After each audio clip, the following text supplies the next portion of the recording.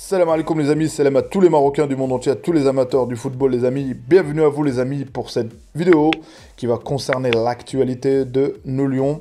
Je vais parler de nos joueurs, ceux qui sont absents, ceux qui ont performé, ceux qui ont été décevants.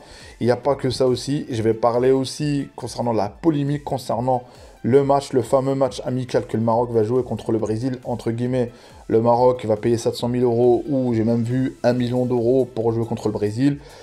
Bon les amis, c'est beaucoup plus complexe que ça. Je vous donnerai ça en détail en vidéo.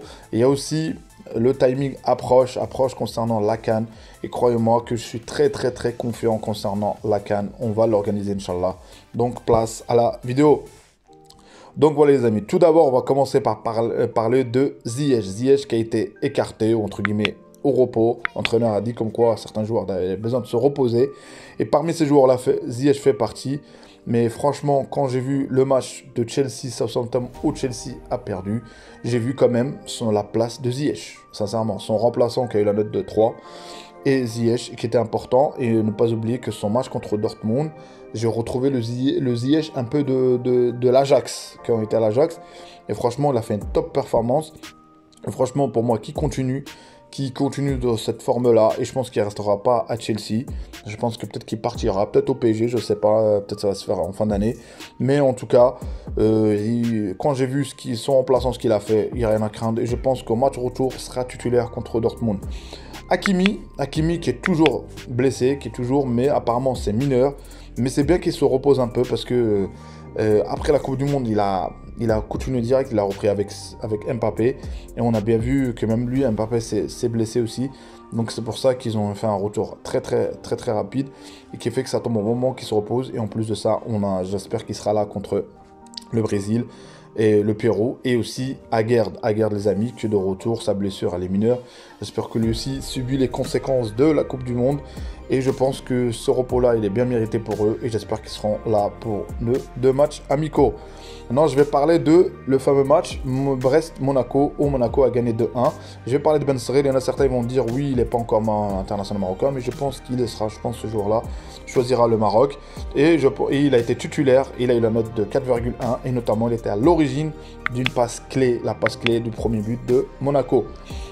Non, je vais parler de le match, le choc attendu entre Toulouse et Marseille, où Marseille s'est imposé 3-2. On a vu nos 2 Lions titulaires, les amis. Borlel titulaire, ça fait longtemps. Mais Ounahi, c'est une première. Et on s'attendait à ce que ça va donner avec Ounahi. Et malheureusement, sur ce match, pour moi, il n'a pas été décevant. Il n'a pas été au top, mais il n'a pas été décevant. J'étais surpris par son remplacement à la première mi-temps. Mais forcé de constater quand l'entraîneur remplace un joueur et après, dans le score, il y a 3-2, c'est l'entraîneur qui a eu raison. Mais il a eu la note de 4,4. Mais ce qui m'a un peu dérangé, c'est que sur Foot Mercato, j'ai lu un article et comme quoi décevant, et alors qu'on est une note de 4,4. Et je pense pas qu'en première mi-temps, c'était le joueur le plus décevant de Marseille. Je dirais plus la défense, il y en a plein. Franchement, la plupart, ils n'étaient pas efficaces. Donc voilà. À Bourlel qui est à Toulouse, qui a eu la note de 4,4, notamment le parallèle entre les deux. Ils ont la même note, Bourlel et Ounahi. Et à Bourlel, qui a été titulaire, qui a été performant, qui a été bon, qui a perturbé la défense de Marseille. Et moi, ce qui m'intéressait surtout, son apport défensif et offensif, sa débauche d'énergie. Et ce joueur est très performant et notamment va nous servir dans notre équipe nationale. Et je pense que lui va être titulaire, les amis, au prochain match. Notamment déjà à la blessure de Bouffal. Et Bouffal, notamment, tout simplement, est parti au Moyen-Orient. Je pense que sa place est remise en cause largement. Et à Bourlel, il va être un titulaire, je pense, avec notre équipe nationale. Maintenant, je vais parler de Séville, Rayo, et où il y a eu un partout, où nos 2 Lions jouent. Bounou, comme Enesri. Bounou qui a été, comme d'habitude, Bounou, la routine, une bonne prestation, et il a eu l'une des meilleures notes. Et notamment, sa note, c'est 4,7. Mais il y a eu l'entrée qui était remplaçant Enesri, et je pense que Enesri, c'est voulu par l'entraîneur, peut-être qu'il a besoin de lui contre Eindhoven.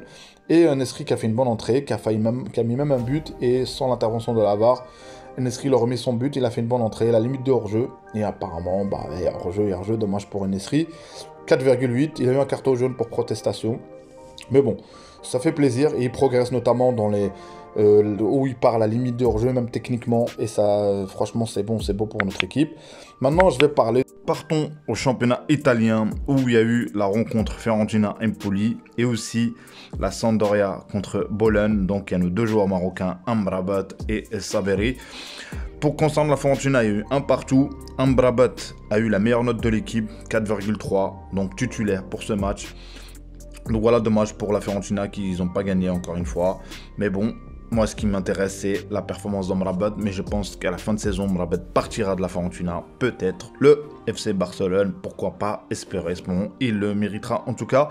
Concernant Saberi, Sampdoria, Bologne, où on a vu la défaite de la Sampdoria à domicile, où Saberi était remplaçant, il est rentré et il a mis un but en penalty. Donc ça prouve bien que c'est un bon tireur de penalty.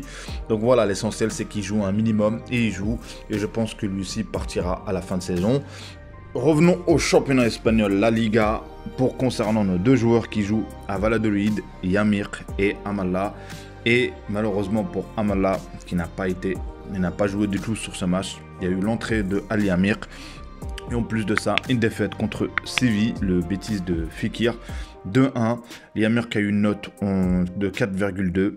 Donc voilà, Amala, j'espère qu'il va s'adapter et qu'il va essayer de faire au mieux pour qu'il soit titulaire dans cette modeste équipe. Espérons pour lui. Pour finir, en Championship, QPR concernant Elias Chahir contre Middlesbrough, où son équipe a perdu en Championship, a perdu 3-1. Et il a marqué un but à la 89e minute, Elias Chahir, qui a eu la meilleure note de l'équipe. Donc voilà, je pense qu'il sera sélectionné aussi avec notre équipe nationale. Donc voilà, j'ai fait un petit peu le tour concernant nos Lions, les amis. Il y a aussi Saïs, j'ai oublié, Saïs qui est en discussion, son équipe veut se débarrasser de lui. J'espère qu'il trouvera une bonne rechute. Je pense que je ne sais pas où il va partir, mais j'espère que pour notre Capitano, qu'il trouve une équipe rapidement pour que voilà, qu'il joue en tout cas, pour qu'il soit performant avec nous. Donc voilà. Maintenant, je vais parler de la polémique, les amis, concernant concernant les 700 000 euros, soi-disant que le Maroc va donner 700 000 euros au Brésil pour qu'on joue un match amical. Là, c'est quand même, franchement, faut pas croire à ça, les amis. Tout d'abord, il faut savoir que le match amical, il y a une société qui s'occupe de ça, qui organise. Et c'est une société française. La fédération brésilienne a réclamé de l'argent, pas la fédération marocaine, a réclamé à la société qui s'occupe de l'organisation de ce match amical. Et la somme, elle est de 700 000 euros. Sachant que ce match-là, les amis, la société qui s'occupe d'organiser, il y a des droits télé, les amis. Il y a plein de choses. Donc, c'est-à-dire que ce match va être retransmis un peu partout dans le monde. C'est le Brésil quand même. Et il y a le Maroc qui est 4e mondial. Donc c'est-à-dire il y a de l'argent, il y a des retombées, il y a une recette derrière qui va tomber, il y a la billetterie, il y a plein de choses. Donc le Maroc ne va rien payer.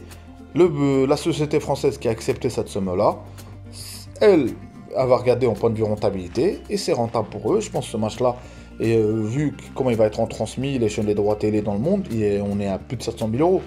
Donc le Maroc n'a rien à voir là-dedans. J'ai vu un petit peu partout, oui, on va pas payer 700 000 euros, 1 million. Non, les amis, c'est pas comme ça. Donc voilà, faut pas s'inquiéter. Le Maroc est respecté. Et ce match va se jouer et le Maroc va rien payer. Donc voilà. Nous, pour le soft power, c'est bien pour nous. Jouer contre le Brésil et encore gagner contre le Brésil, ça sera encore plus profitable pour nous, notamment. Et aussi pour la CAN, pour finir, les amis, la CAN approche. La décision, ça sera en mars. Je sais plus si c'est 15 ou 25, je sais plus. Ça sera en mars. Et franchement, je pense que le Maroc l'organisera. Je pense qu'il y aura 6 stades pour cette organisation. Et le Maroc est bien. Ne vous inquiétez pas, les amis. Concernant les coulisses ou pas coulisses, je le répète encore une fois. Si la CAN est jouée, va être organisée au Maroc, c'est que si en point de vue rentabilité, le Maroc le mérite. Et le Maroc, c'est rentable. Le Maroc, en point de vue son positionnement, sa infrastructure, tout ce qui concerne la logistique, tout ça, le Maroc fait partie des premiers pays africains.